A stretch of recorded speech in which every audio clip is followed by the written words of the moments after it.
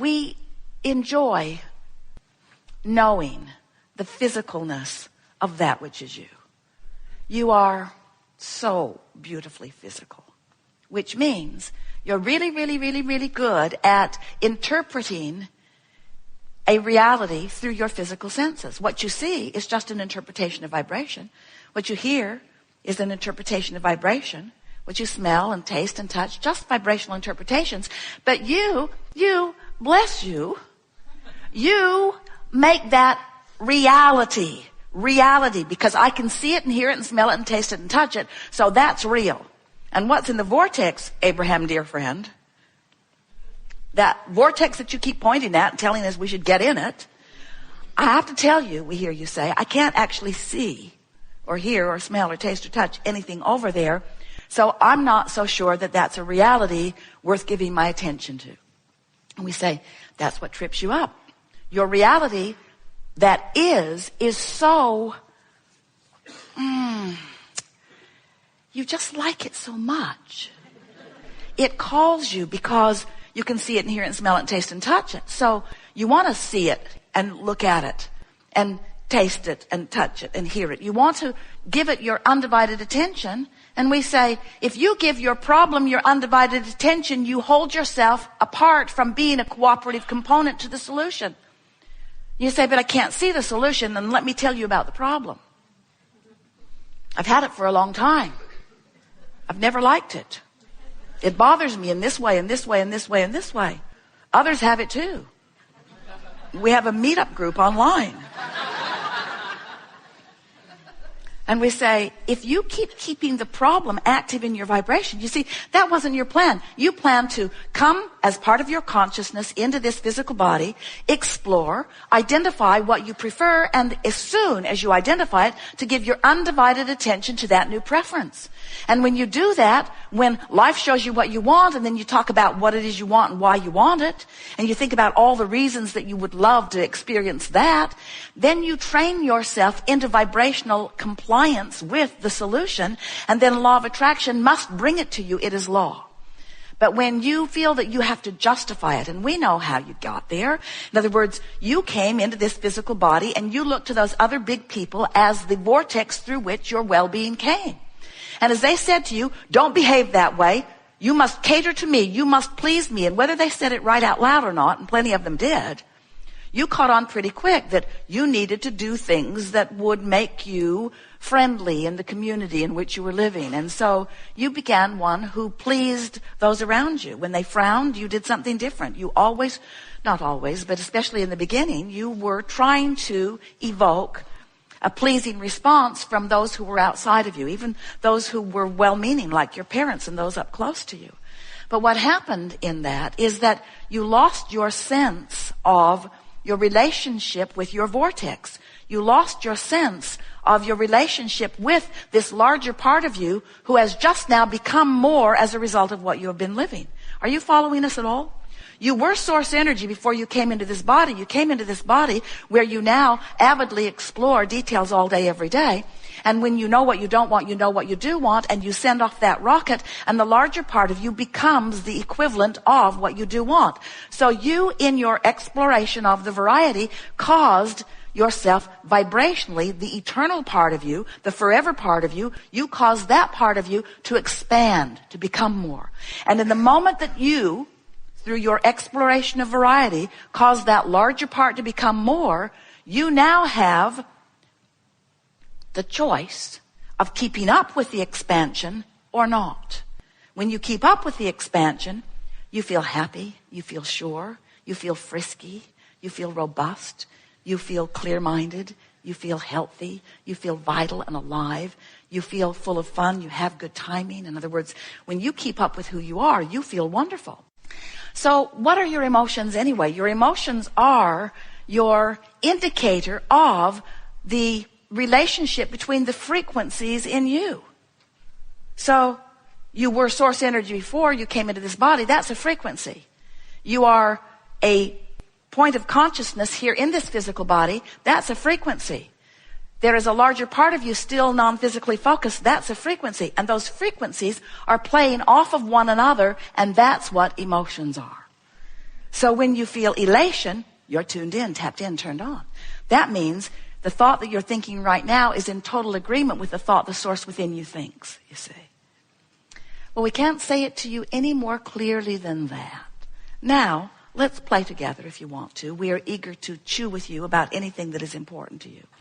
And our value here to you is to help you to feel in a more obvious way your vortex connection.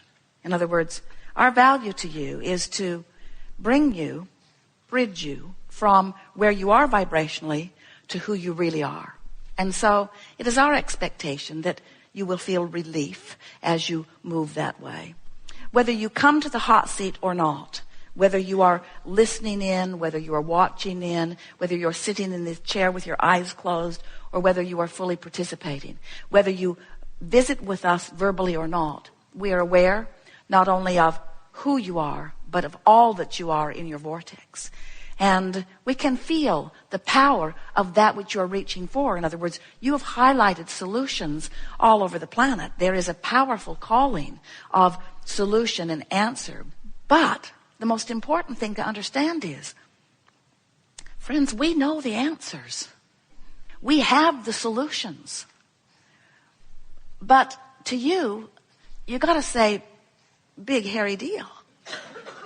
Because if you're not in the vibrational vicinity, it doesn't matter how clearly we speak it, how clearly we spell it out. If you're not in the vibrational vicinity of the solutions that we are highlighting, you can't hear it. So this conversation that we have just had was all from our understanding that as we remind you who you really are in these very general terms, that you will release resistance and rise to the frequency of that which you are. And that's what's taken place already. You are in closer vicinity to your vortex than you usually are. You are in closer vicinity to the solutions than you seek than you've been in a very long time. So we're going to have a great deal of fun here together. And what you are going to notice is all kinds of ahas are going to begin to occur to you. You're going to feel smarter than you have felt in a very long time because you are vibrationally up to speed with the solutions that you have been looking for. You are following? So just be playful about it. There's nothing serious going on here at all. All that's happening here is that we are together in the process of assisting one another. We are helping you to come into alignment with who you are and what's in your vortex. And will the manifestation come? Yes, indeed it will. But we're trying to distract you from manifestational scrutiny. Because when you need to see it right here, right now, and you don't, now you're focused upon the absence of it. And when you focus upon the absence of it, it's an entirely different frequency than the presence of it. So now you're not a cooperative component. So if just for a little while, we could get you to be looking for the emotional manifestation. And that's a valid word, emotional manifestation. Because when you feel an emotion, it happened. It's real. It got you in your gut, didn't it? When you feel emotion, isn't it a reality? It's an indication of vibration. So as you feel an emotion, understand that that emotion is an in-the-moment reality that you can take to the bank, to the vortex. But if you are like so many humans who are exploring and launching rockets and exploring and launching rockets and exploring and launching rockets, but instead of turning to the solutions and anticipating the solutions, or even hoping for the solutions, you're justifying the need for the solution by defining in greater detail the problem, then you've been letting the problem train your vibrational frequency. And we want, in this gathering, to show you how to let the vortex train your frequency, because it can. It wants to. It's calling you constantly. In fact, do you ever have negative emotion? If you ever have negative emotion, that means your vortex, your inner being is calling you. You're just not going, not right now. You're holding out. You're focused upon something that makes you vibrationally resistant to the vortex that is calling you. It's sort of like you've got your feet dug in. You're sort of hanging on to where you are. And even though the vortex is calling you, you're not going. And the only reason you're not going is because you've got something active in your vibration that we call resistance that keeps you from being a match to the vortex who is calling you. It's sort of like, if you think of this realm that you live in, and this realm that we live in as a vibrational realm rather than a physical manifested realm, it helps you to understand this more clearly. And there's plenty in your physical world that you accept as being vibrational. You can't set your radio dial on 6:30 a.m. and hear what's being broadcast on 98.7 FM. The frequencies have to line up. And the frequency of your vortex is a very high, pure, non-resistant frequency. And if your frequency is set on trouble, then even though the vortex is calling you eternally, always will, as long as that resistance is active within you, you can't go. Now, when you croak, you'll withdraw your attention from this time-space reality, and your resistance won't be active anymore, and the vortex will take you in, and you will experience all of that explosive expansion that you've been accumulating over all of this time. We just don't think you should have to croak to go to the vortex. We think that you should be able to use your ability to focus in a way that causes you to allow yourself to be more of that which you are. Because nothing is more delicious than to be focused in your physical body and to be tuned in, tapped in, turned on to the frequency of who you really are, and having the fullness of all of that blowing through you. So that when you're talking with your grandchildren, you're who you really are. You're loving them unconditionally and seeing their value and talent, you see. When you are tuned in to the frequency of who you are, then anyone that you visit with, you see them in the wholeness of who they are.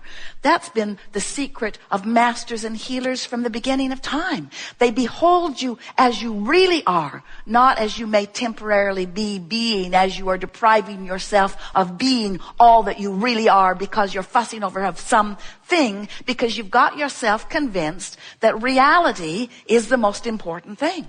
The reality that is manifested. The house you live in, the body, how your body looks, how your body feels, your bank account. You think that that is reality. And we say, it is a part of reality. Certainly it is. And we understand why you think it is reality, because you can see it and hear it and smell it and taste it and touch it. But we want you to know it's a reality that is past tense. It's old news. Once it's manifested, it's a vibrational dinosaur.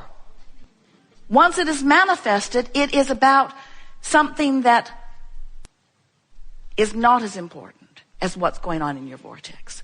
That's why, have you ever been in a new relationship and it just felt so good, and then it got old? Have you ever been on your way to a new work environment and you felt so exhilarated and excited in the beginning, and then it stopped giving you that feeling? As we watch you, and we've watched all of you, as we see humans in their fantastic exploration and expansion, we notice that the majority of the creation that you do as you create your empires and your relationships and the structures of your life, whether it is personal relationships or global relationships, whether it is monetary empires, whether it is subjects of understanding the philosophy of the world, as you are building these magnificent physical structures and creations, the majority of your work happens before you gather the first board or the first brick or the first computer or the first computer programmer. In other words, the majority of your creation happens before you begin to take any physical action, because there is a vibrational structure, a vibrational grid, a vibrational creation that takes place. It is delicious to come together with those like you who are coming more and more every day to know who you are. We've enjoyed this especially today because you came into the vortex with us, and in large part knew what we knew while we knew it. Did you feel how smart you felt? In other words, didn't it make sense? Didn't you find the logic of it? Can't you feel your power? as you know who you are. We always like it when we have conversations that sort of help you to